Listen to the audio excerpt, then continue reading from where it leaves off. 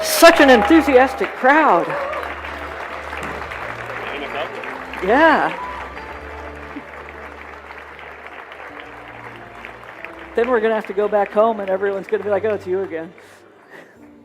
Hello, hello. Hi. Hello, welcome. As yesterday, I'm going to do this panel in English for our authors, except Edgar also speaks English, our English speakers, so a marvelous translator will translate my voice to you. Welcome to this incredible panel with very, very amazing authors. We are gonna talk about creatures, creatures, dragons, about fantastical scenarios, and why do we use them in sci-fi and fantasy. So before we start, please, an applause for them, and let's get to the questions.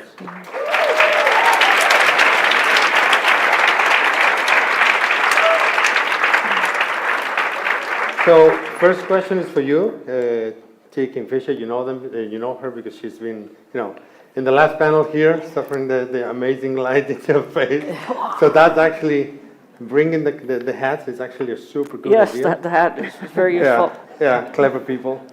I am now a woman of mystery. So as you probably guessed, 42 this year is centered around dragons and fantastical creatures. You can see an amazing exhibition made by Edgar out there in the hall. Yesterday, we were discussing here also about European fantasy tradition, and I'm quoting a lot of times with this European tradition. And we talked a lot actually about dragons and other things like items of power, like swords, and specific icons that are kind of timeless in a way. But also they're very important for our foundations, for the general foundations, for sci-fi and fantasy.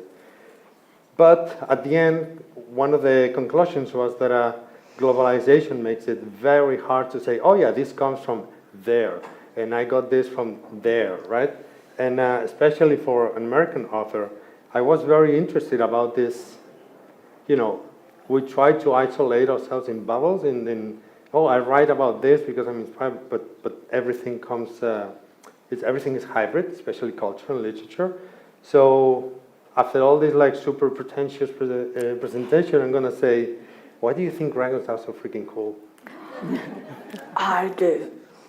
I think it's, and there is absolutely no scientific basis for this whatsoever, but I'm going to say it anyway. Once upon a time, we were all little shrew-like mammals scurrying through the bush, and giant reptiles stomped around and ate us.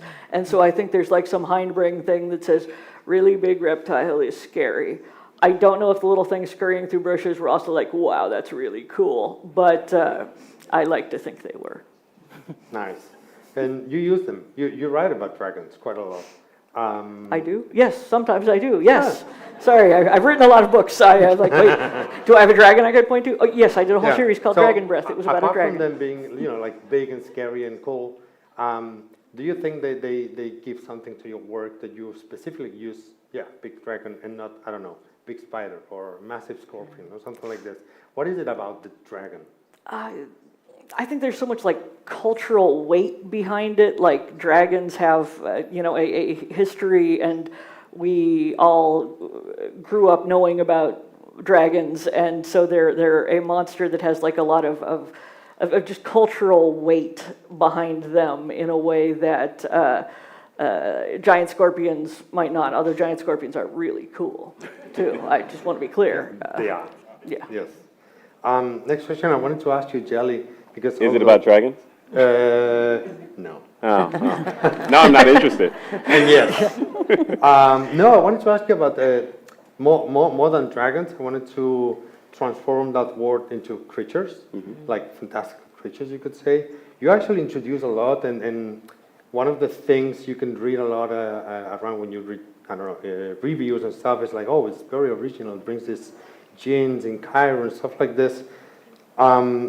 And I have the feeling that you introduced them also to talk about identity issues, and there are also different types of creatures to, I think, talk about racial issues as well. And I'm very interested in the fact that when you write, you are very conscious about those specific creatures to talk about specific concepts. Are they tied together in your head?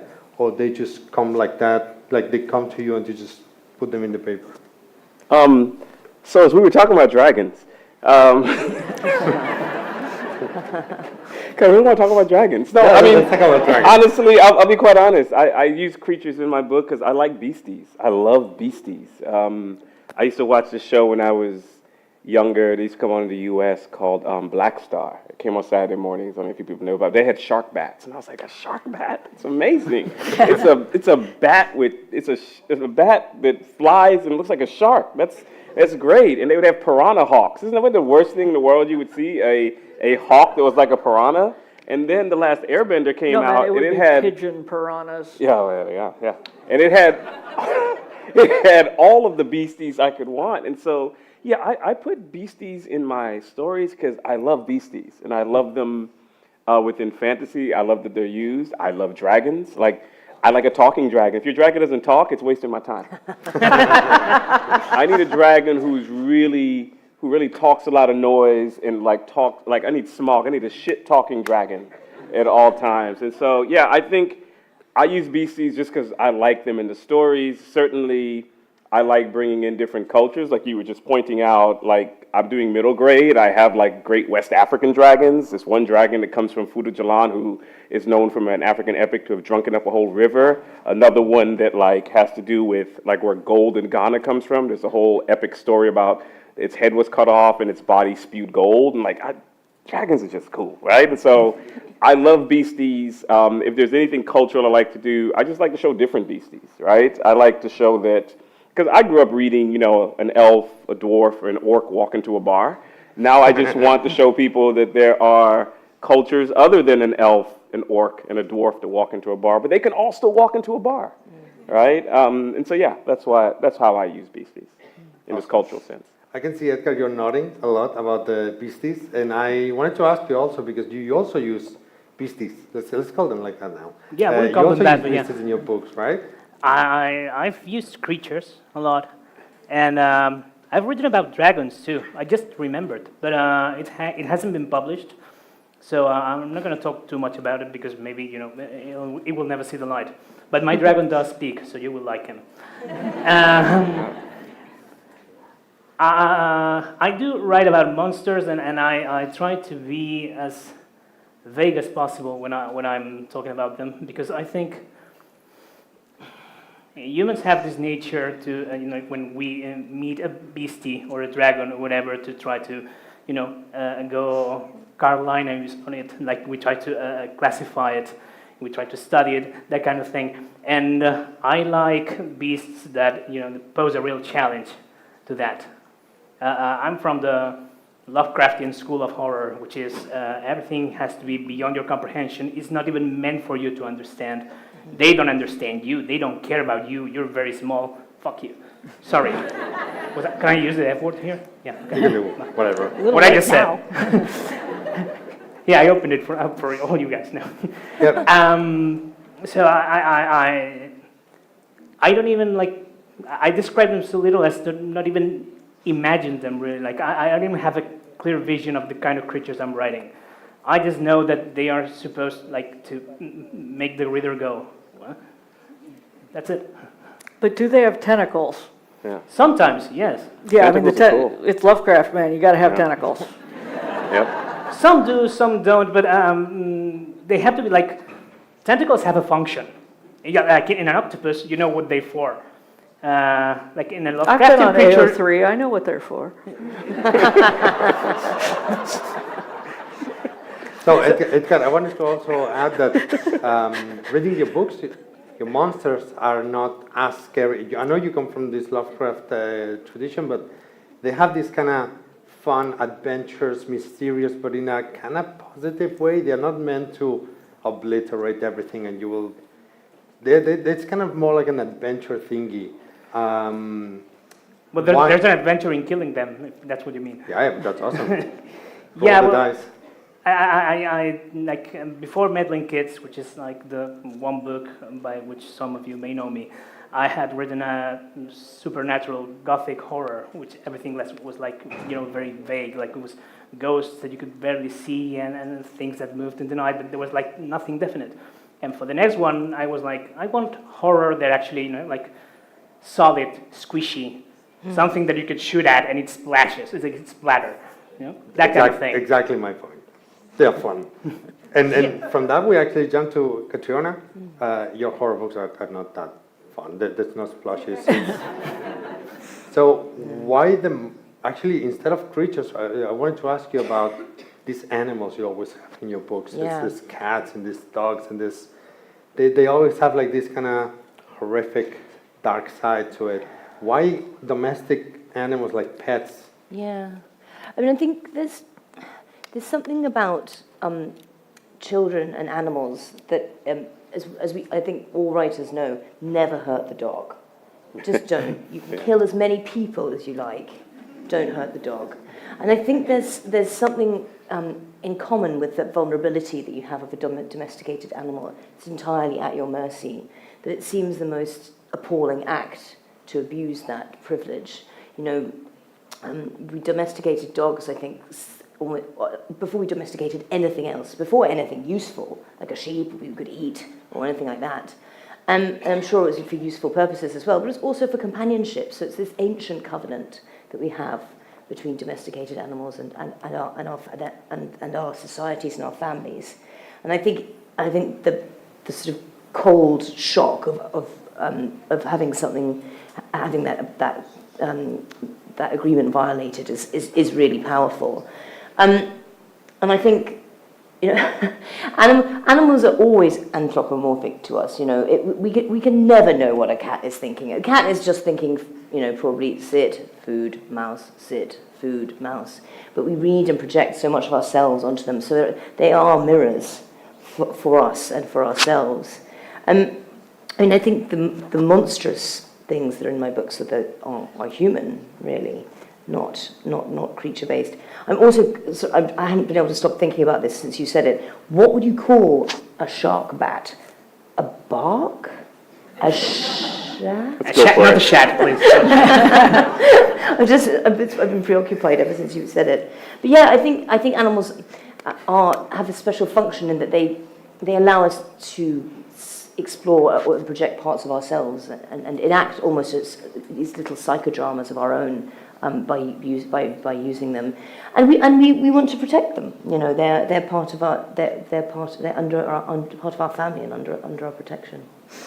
Ted, I actually wanted to connect because you write short stories, as we all probably know, and there's a great variety of themes and ideas, and so what I wanted to ask you is, especially, there's always this common factor where someone is in a situation that is extraordinary, like it's kind of fantastical, it's like kind of new, either the context or like something that arrives or something that gets into this person's life. So I wanted to ask you, do you think these fantastic elements, either as a context, as a scenario, or as a thing, or creature, or person, allows you to take certain topics into the stories or ideas that will be maybe more complicated if you will try, let's say, in a more realistic, and I'm quoting again, type of story? Well, so actually, you know, why don't I talk a little bit about dragons, even though I don't write about dragons. Yeah, dragons. I mean, I think so, but because I think dragons, you know, maybe serve as an example of the appeal of dragons is that they are an enemy that you can easily identify and that you can potentially kill with a sword. And you know, most of the evils that we deal with in our real life, you know, they are very nebulous. They are intangible. And heroism in real life, you know, it is often unclear what it means to act in a heroic manner, because how do you fight, you know, the evils of the real world? What does that look like? It's often not obvious. But when you have a dragon and, you know, you have a sword, it is obvious what you need to do. And so I think, you know, that is why that's why fantasy fiction, the fantastic in general, is really popular, because it makes concrete things that are otherwise abstract, and it gives you like a very, very clear model of what it means to fight evil, which, you know, yeah, most of the time in a more, you know, realistic setting, it's hard to do. Just try to find the missing scale on the belly of capitalism. Yeah. Yes. And, you know, and even, you know, even in terms of like fighting a war, you know, how are wars won in real life? Real wars are not won by heroism on the battlefield. Real wars are won by like logistics. You know, it's like, did you keep your supply lines going? You know, and then were you able to, you know, get food and water and supplies to your army on the battlefield better than the other army could? It's like, yeah, then you will probably win that war. That is not dramatic, you know. You know, so like even you know, the aspects of, you know, like even if you can sort of fairly clearly identify like, yes, enemy army, evil, you know, there isn't that same opportunity for, you know, heroism, or, you know, it is not decisive, it is not clear, you know, the factors that go into winning a war, they are often, you know, again, very sort of abstract or unexciting or impersonal. You know, a hero with a sword against a dragon, you know, very clear. And that makes for a very appealing and easy to relate to story. And that, you know, that's what people need. So I think, you know, that is sort of the function that dragons are one example of the general purpose of, creatures in fantasy, the types of larger-than-life situations in fantasy. Those serve as very tangible stand-ins for a very sort of nebulous and abstract reality. It's also that David and Goliath narrative, isn't it? It's supposed to be an overwhelmingly powerful, impossible to defeat enemy. It's supposed to be to evoke that feeling of being, staring down, impossible odds, and which, again evokes this kind of heroic archetype.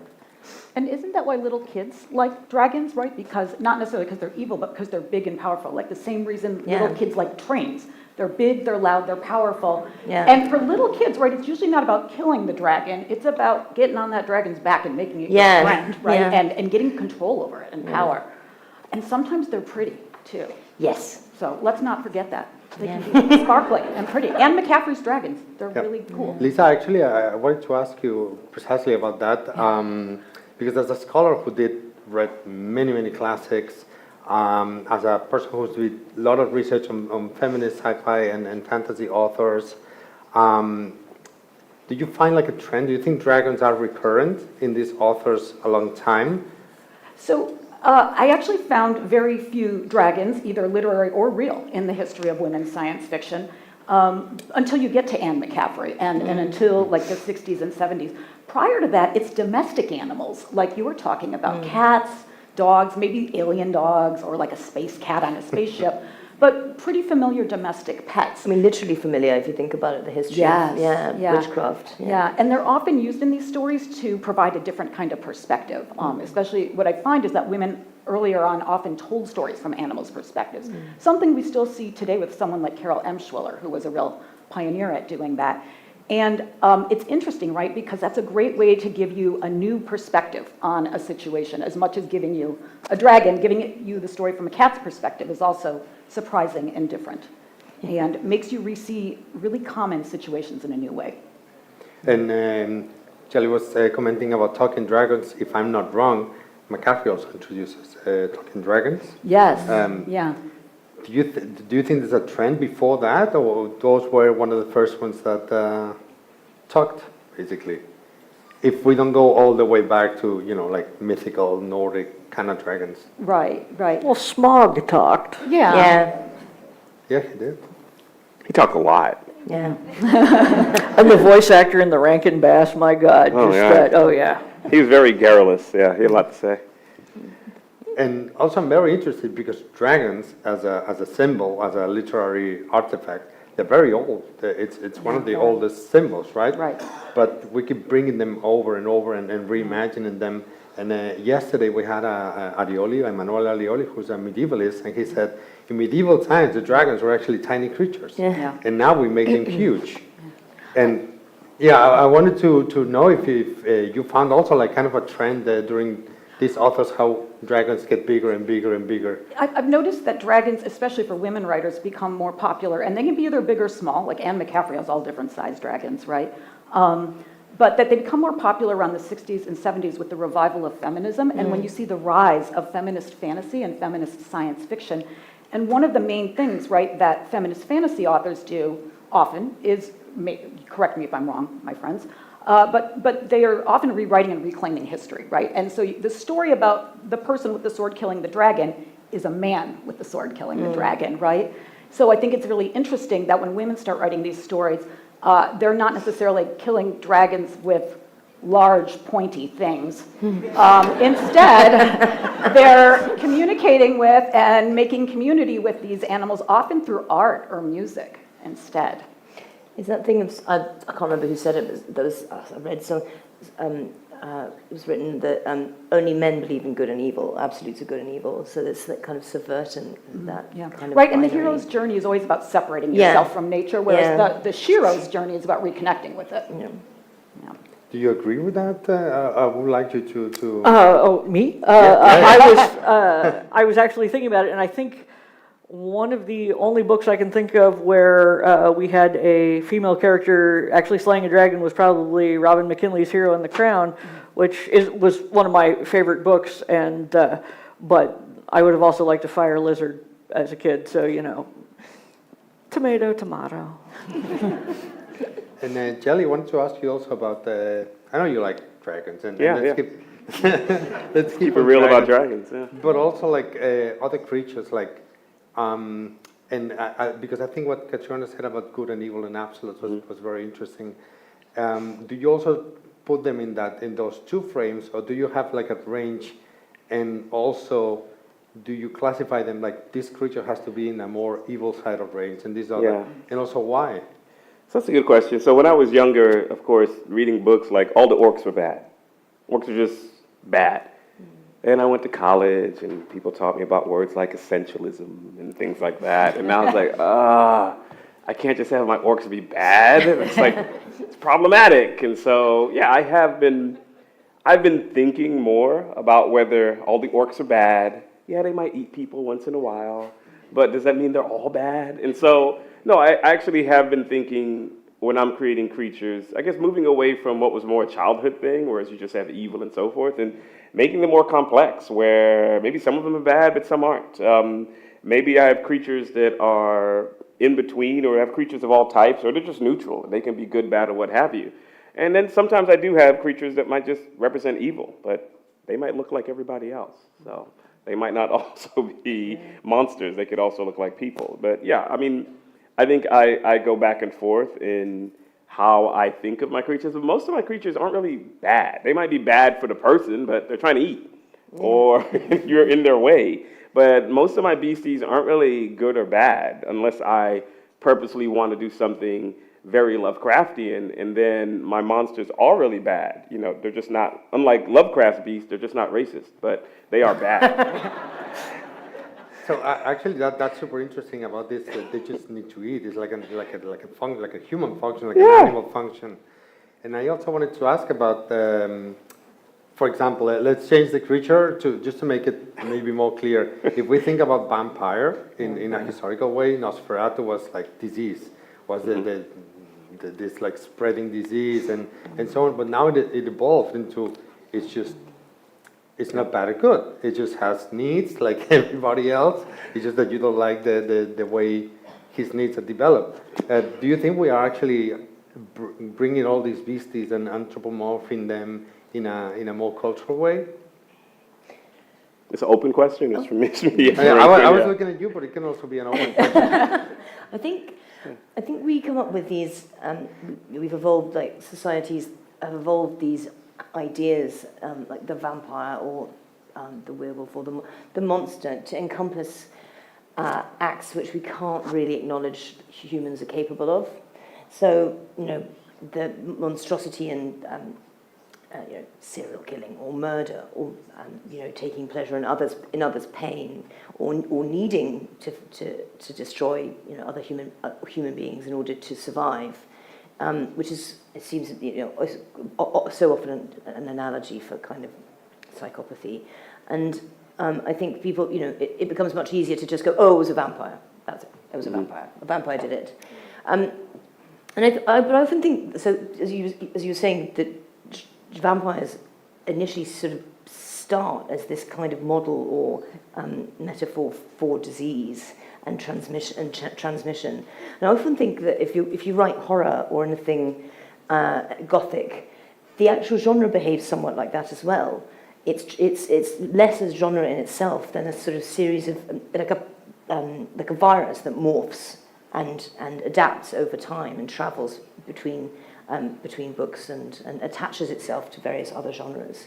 So I mean, I find that quite interesting, that the genre itself has the semblance of a sort of monster.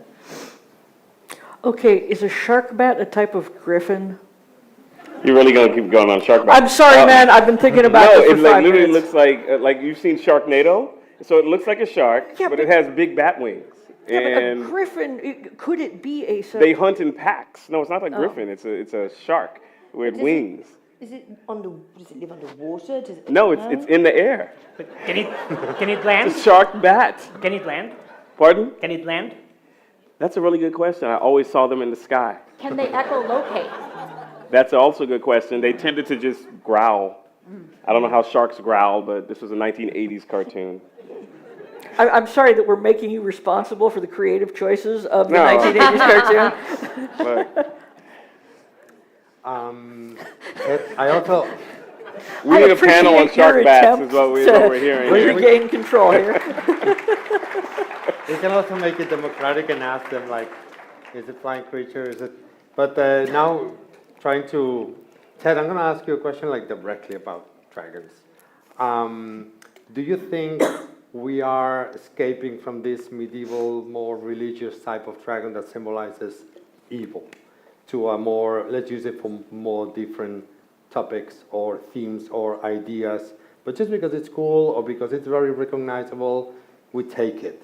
But we're kind of going in a loop to the old times where dragons will talk or will have magical blood or whatnot.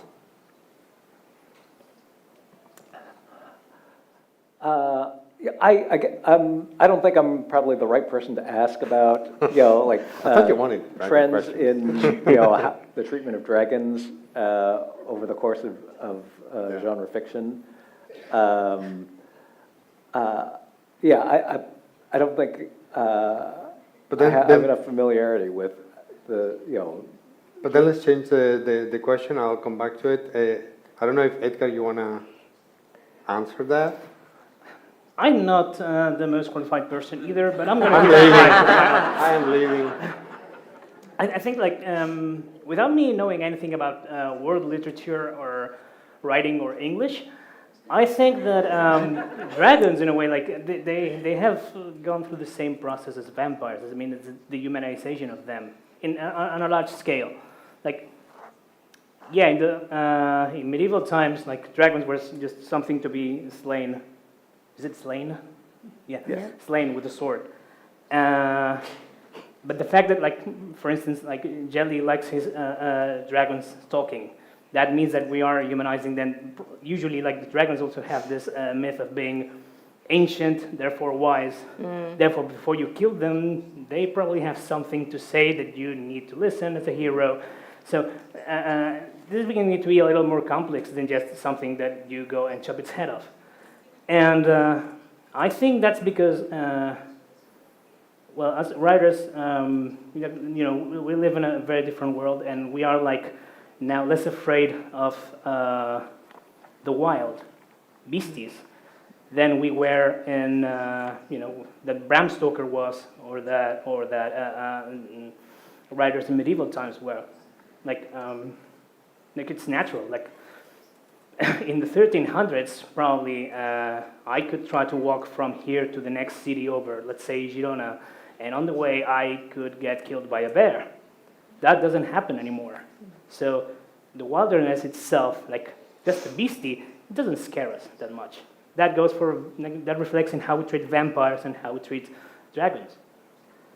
I wanted to jump to you. Hello. Let's see if now I nail it. And I want to ask because before the beginning I mentioned this globalization thing and how everything is now interconnected to everything, culturally speaking. I'm interested to know if this, since this happened, since this digitalization of everything, you found this creature from this place in particular is super interesting. I may add it someday to one of my stories. Oh, yeah, not so much. I would feel weird taking a very obscure creature from a region that I felt I would feel sort of like I was colonizing if I took an Australian rainbow serpent or something like that. That would not be okay. But that said, I'm fine taking anything from the British because hey, you've seen the British Museum. They Crime scene. they should give those monsters back. And there's a British water monster called a green teeth that I thought were really cool and put in a book, and they're water monsters that hang out and drown children. And I was like, these are awesome. I'm going to have a character adopted by them, and they're going to be a weird found family of child drowning monsters. And it's actually very sweet, I promise, if you read the book. But yeah. And actually, I'm interested on your take on this because some of your beasties are from, Cairo. They are Yeah, like, they're like from different- gyms and so on. So a good example is I wrote a story called The Haunting of Tramcar 015. And in that story, I have, I'm sorry, I'm give it away. I have close your ears if you don't want to know this.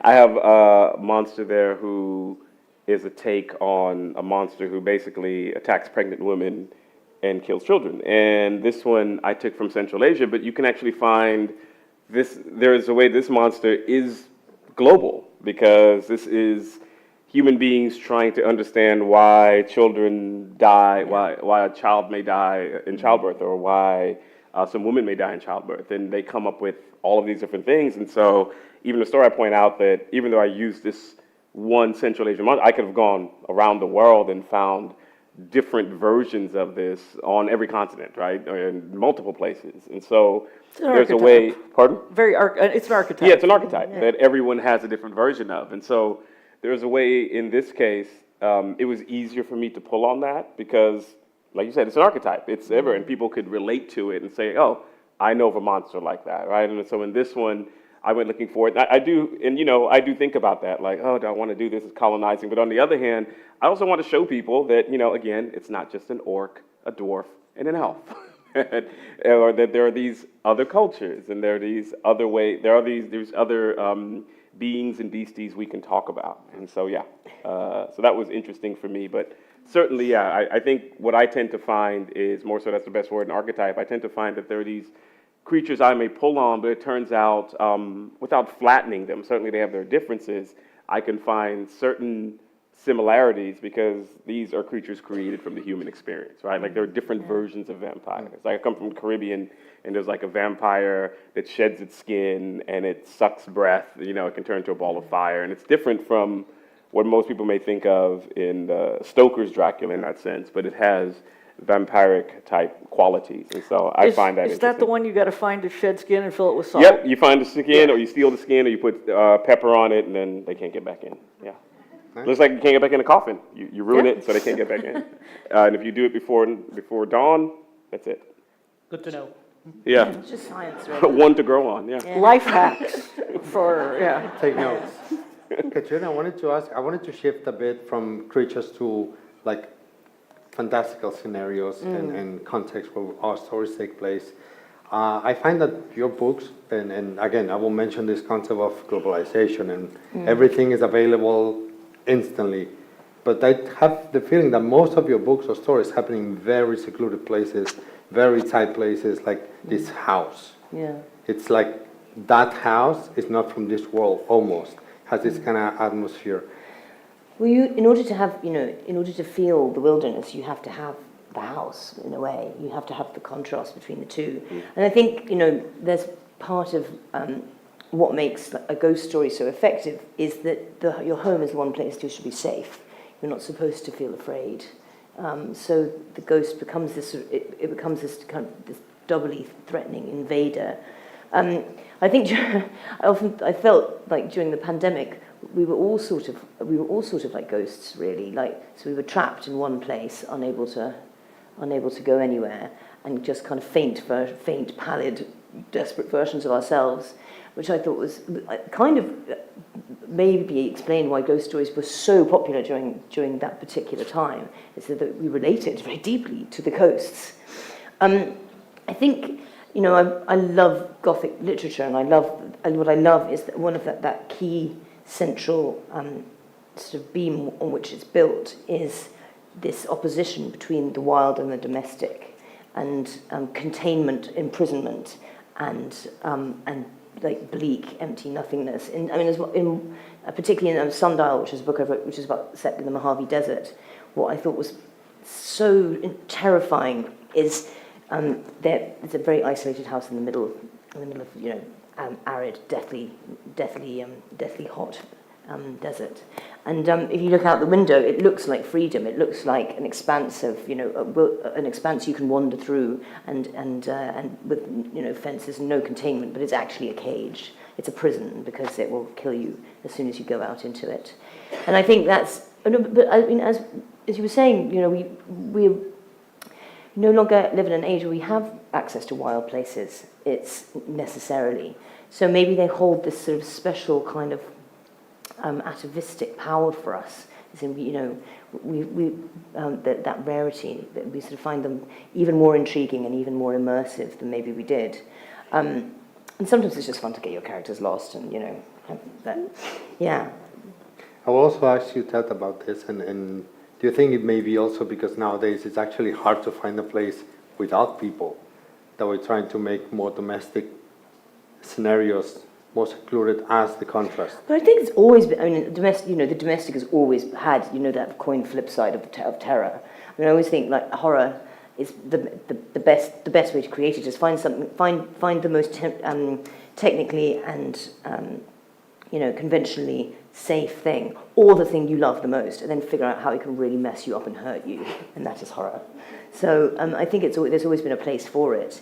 I always think, interestingly, writing about psychopathy and writing from the point of view of someone who lacks normal affect and empathy is very like a sort of writing inside a very empty house, because it's not very interesting, because there's nothing there. There's none of the normal conflicts. There's none of the normal kind of processes and you know, disappointments and peaks and troughs you find normally. It's just this.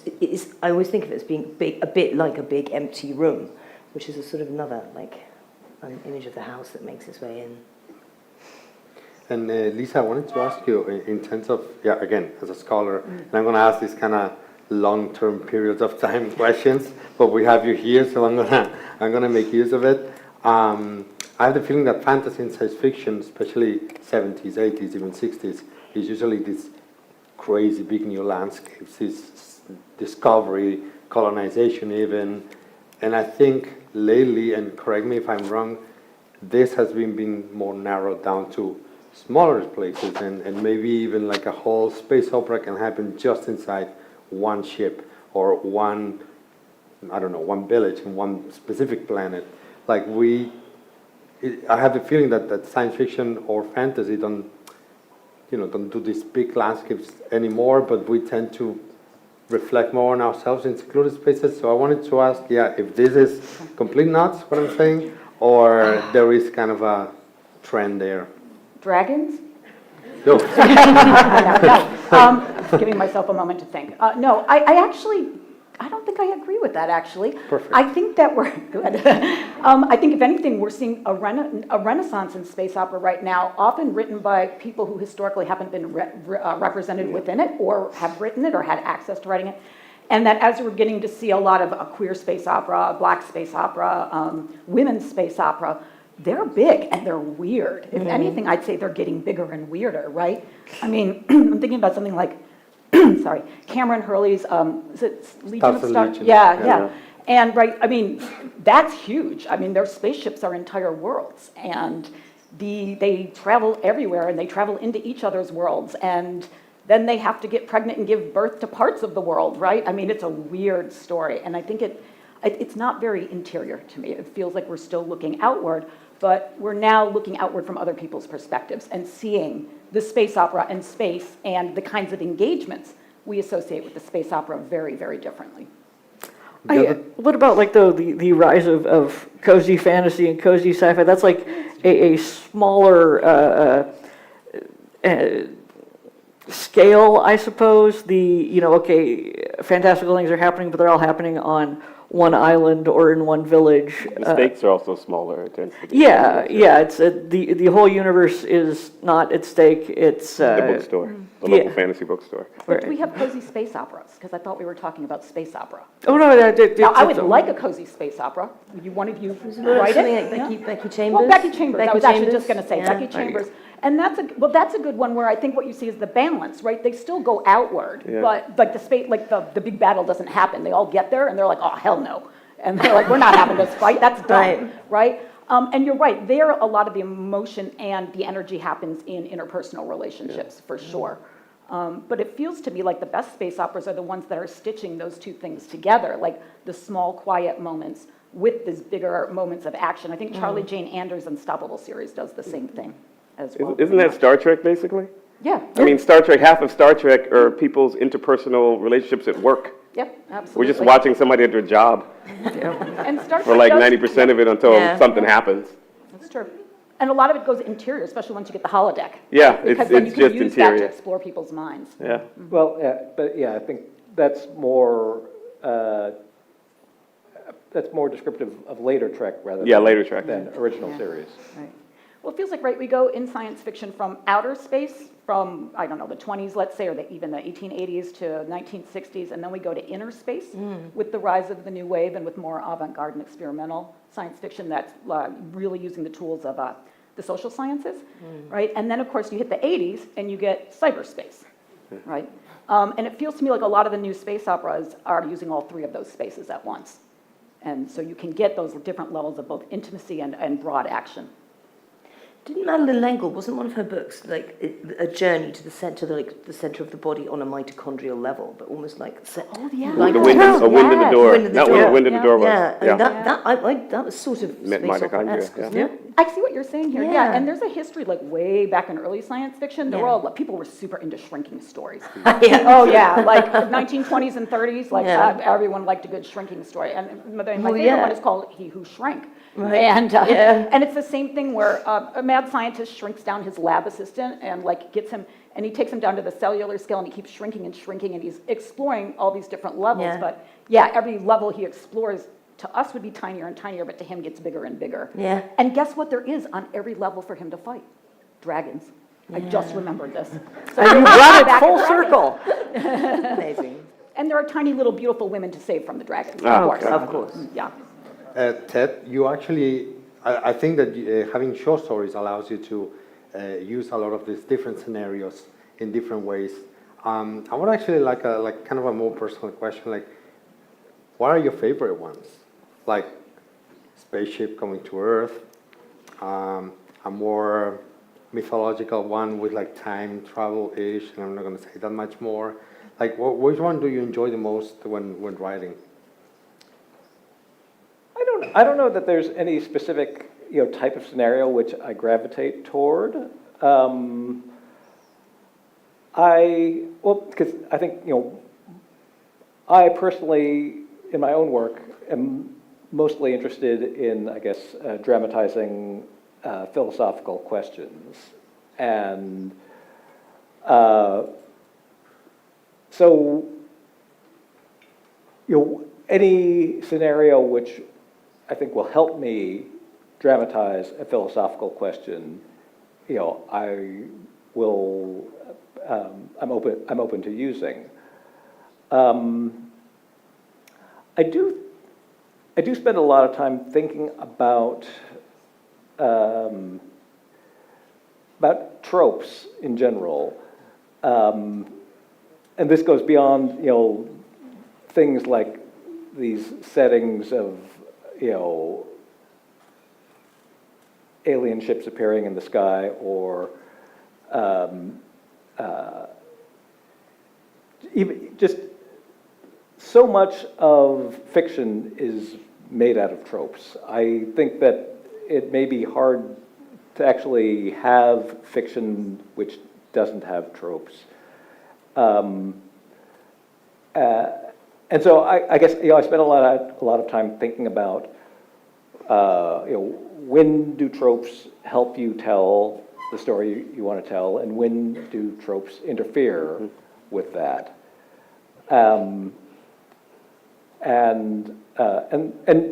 Because I think that there is this tendency to sort of denigrate the use of tropes, and usually when people criticize tropes, they are talking about a certain set of genre, like science fiction or fantasy tropes. But I also think that even contemporary mimetic fiction is filled with tropes. I think anytime you have a college professor in a piece of contemporary literature, you are partaking of the tropes of college professors in all prior fiction. And so, so I think no matter what type of fiction you are writing, you have to deal with tropes. You have to think about how have these things been treated in fiction before, and there's no escaping them. But they're not, but I also want to say, they're not necessarily bad things because, like I said, I don't think you can avoid them. I don't think you can write a piece of fiction that we would recognize as fiction if it contained no tropes at all. Even the idea of like stories having beginnings and endings, those are tropes. And I think so. I think in general, what we as writers have to do is think about, when do these tropes help me, and when are they getting in the way? Djèlí, is you nodding a lot? Yeah, I think about that. Yes, there's actually a site called tropes.com, and I could just sit there and read that stuff forever. But yeah, I fully agree. I use those tropes. If they weren't so popular, they wouldn't be good tropes. Do you mean TV tropes? What's that? Is that TV tropes? TV tropes. Oh yeah, you can go down a rabbit hole. I love TV tropes, and so I think I do the same thing. Sometimes I like using the trope, but subverting it, even though I'm still using it, but I like subverting it maybe a bit. But yeah, I fully agree. I think I do it when I talk about writing, that so much of this is about when is the trope useful and when isn't it, right? When do you want to subvert that trope, or when is it that's what you want to see? Yeah. I think people often get cliche and trope mixed up, and they're not the same. The farm boy with a destiny is a cliche. The slaughterhouse worker with a destiny is not. It's still a dude with a destiny, which is a trope, but it's very different. I have not written that book. Please, someone do it. Yeah. I want to read it. I'm very interested in something you mentioned, that about this trope of beginning and end, because I think, again, I'm going to bring it again, this internationality that we have with culture. We get to read, for example, a lot of Eastern Asian books, Japanese, South Korean, and so forth, that actually don't have beginnings or ends, and that actually confuses a lot of Western audiences. Like, they just happen. I think they're called slice of life. They're just like a piece of story. It doesn't begin, doesn't end. Do you think we are kind of, because you also say about revisiting tropes, right? Like, but do you do it? I'm not a writer, so that's why it's an open question. Do you do it consciously, unconsciously, both? Because you want to write about beasties, they're cool, but at the same time you need to be mindful, right? To a certain point of what you're writing. So that's actually an open question for the authors. I think we've learned, certainly if we're talking again about more horror-based tropes, one of the interesting things is you learn, I think it was Mary Shelley said, in the end, something along the lines of, in the end, we're all afraid of the same thing. Not true, is what we're discovering. In fact, what the trope from different cultural backgrounds reveals is that actually we're all very much afraid of different things.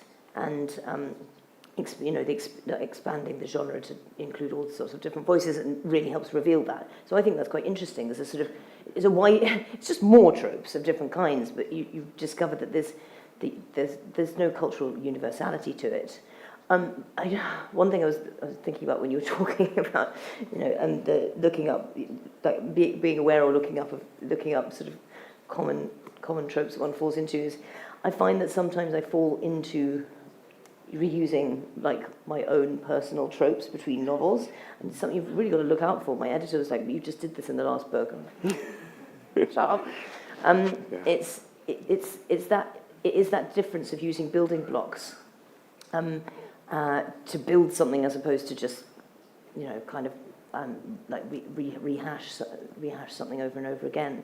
But yeah, as you're saying, it's impossible to write a sentence without somehow invoking some kind of trope.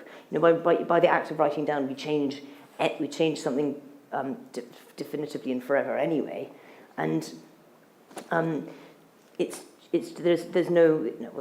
only 7 plot lines in the world or something. You can't write a single word really without it somehow evoking someone else's or some more general idea. Especially if you want, well, the whole appeal of books and of writing is this like great sustained act of empathy that can cross, generations and span continents. You can connect with someone else's thinking and someone else's mind through the characters they're writing. And I guess that's how the trope is the sort of lifeline that helps you do that. I feel what you mean about, your own personal tropes. Like, left to my own devices, I would be writing horror novels about a woman and her dog alone in a weird house that she inherited from a dead relative. Like, I think I've written that book 3 times. And it's a great book. I mean, they're great. Well, I don't know if it's a great book. It's a great structure. But sooner or later, you're like, maybe she should have a cat. Or, and you're like, fixed it. Yeah. There you go. It's all done. Yeah. Edgar, sorry, Ted. Yeah. But just to follow up with what you were saying about, now there are, say, stories from Korea which don't have the beginnings and ending structures that we in the West have become accustomed to. And so, so I think, that again points to the fact that there are all these tropes which a lot of times we're not even conscious of our tropes, that they are just functions of, they're conventions of Western storytelling. Right. And the more that, we see literature being translated, the more that, I think we become aware of how many of the things that we have taken for granted are just conventions of, a certain tradition of storytelling. One of the things I remember reading, or just when people were talking about The Three Body Problem by Cixin Liu, a lot of people had difficulty. I know a lot of people said, I'm having a lot of trouble reading this. The translation is just, I don't think it's a good translation. But what it was that it was not it had not been translated in a way to make it really palatable to Western audiences. Yeah. And I remember reading it and just thinking like, this is really interesting because there were aspects where even something as simple as like the alternation between dialogue and thought, I would think like, I don't think an American writer would ever have this sequence where, the character thinks this, says this, thinks this. It's like, an American writer would do it differently. They would rearrange the parts that are said aloud and the parts that are thought. And that, those are conventions of, Western storytelling. But they're not conventions of Chinese storytelling, I assume. So, again, that's just a reminder of, so much of, what we are doing when we're reading is, just reading it in the context of what we have read before.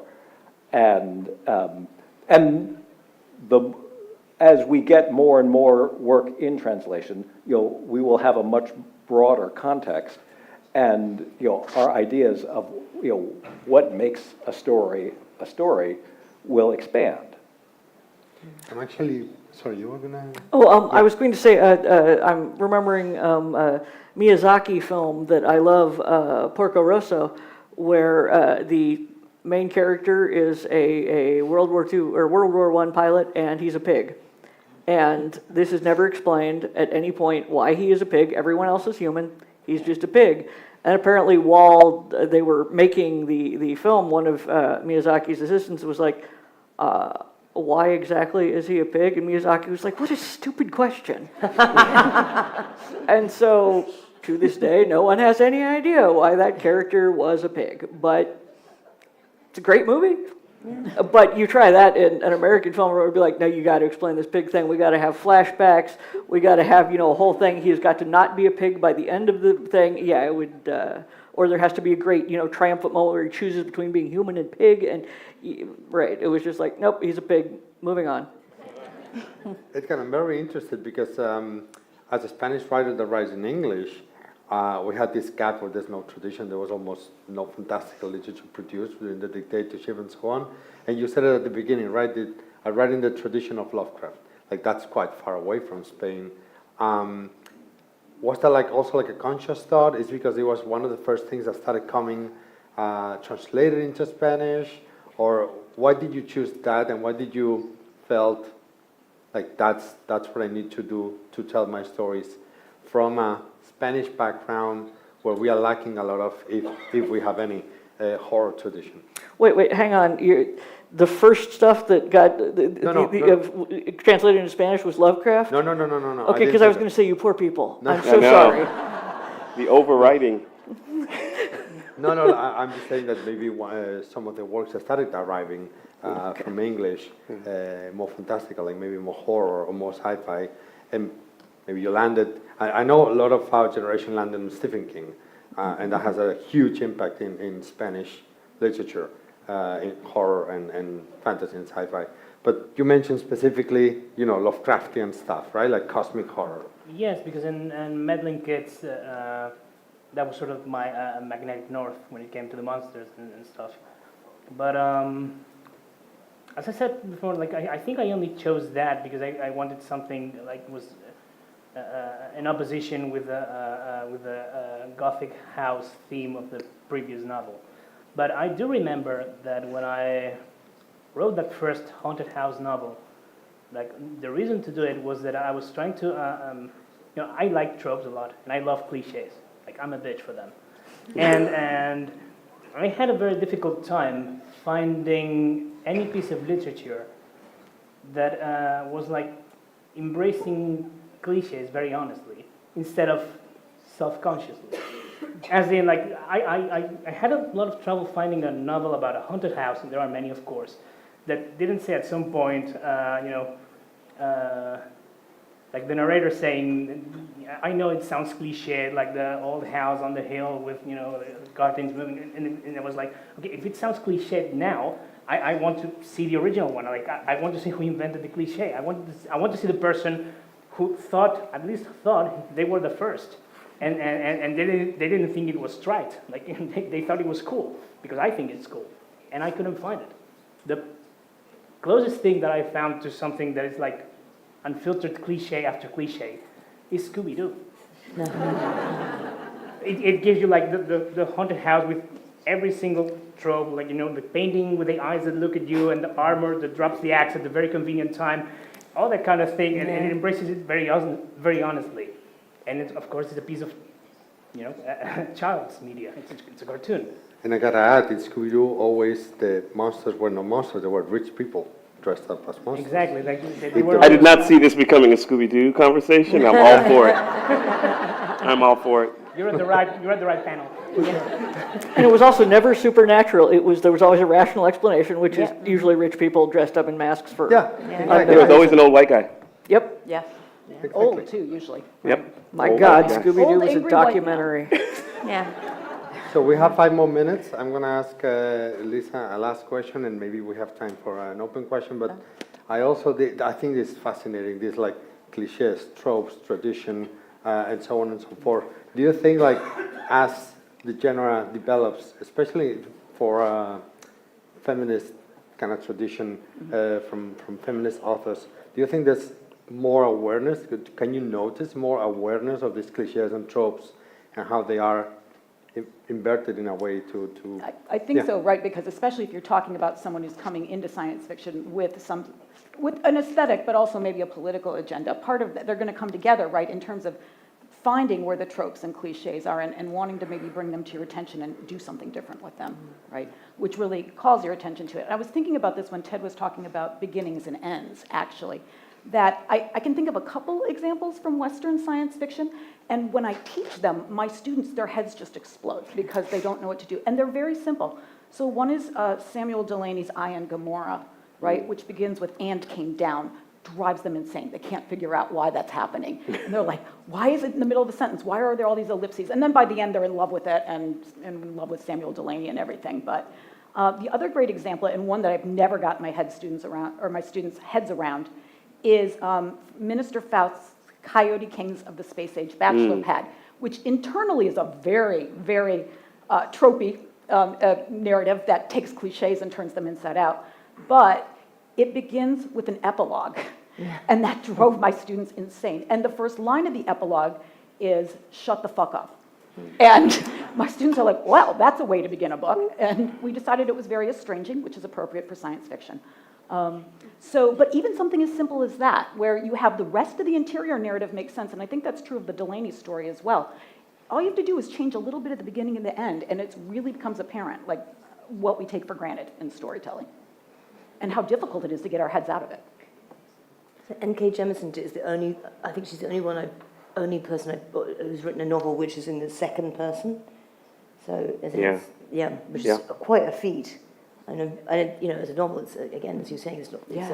It's fairly standard in content, but just that kind of like cognitive dissonance of getting used to this. I'm reading Maurice Broaddus's Sweep of Stars right now, and the way everyone is always using very different pronouns. Like it's really interesting, including one guy who shifts between using you and we a lot, and it becomes very defamiliarizing when people's pronouns go unstable like that. It's really interesting. That is interesting. Before we started, I promised the interpreter that's in the cabin that we were not going to mention a lot of names and books and stuff. I'm sorry. I hope you had fun. But I have the last question has to be actually one of the most complicated ones. That's why I left it for the end. And we're going to go in this order, which is your favorite dragon? Oh, Smog. Smog? Yeah. Djèlí? I won't say Smog because he talks too damn much. But You wanted him to talk, and now he talks but too he much. talks too Come on, much. man. Okay, so I guess it's going to have to be Smog. Not Benedict Cumberbatch's Smog, but Smog from the Rankin Bass, the old book. Yeah. Catriona? Goodness me. I like the dragon in How to Train Your Dragon. That's a good one. Lisa? I'm going to go with the little dragons from one of the Anne McCaffrey books. It's the one that begins with the girl who becomes a harper, and she finds a clutch of little dragon eggs, and she raises them, and they're small. And I think that as a kid, I really liked that, and I still like that. It's like, I want a little pet dragon that's all shiny and sparkly and has like little, glowing eyes. Like, how cute would that be? Yeah. And then sick it on my students. Edgar? I'm gonna go with Sharon from Dragon Ball.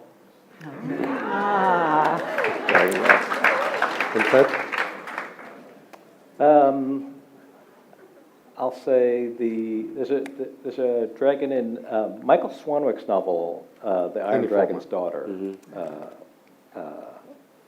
I don't remember the dragon's name, but that's probably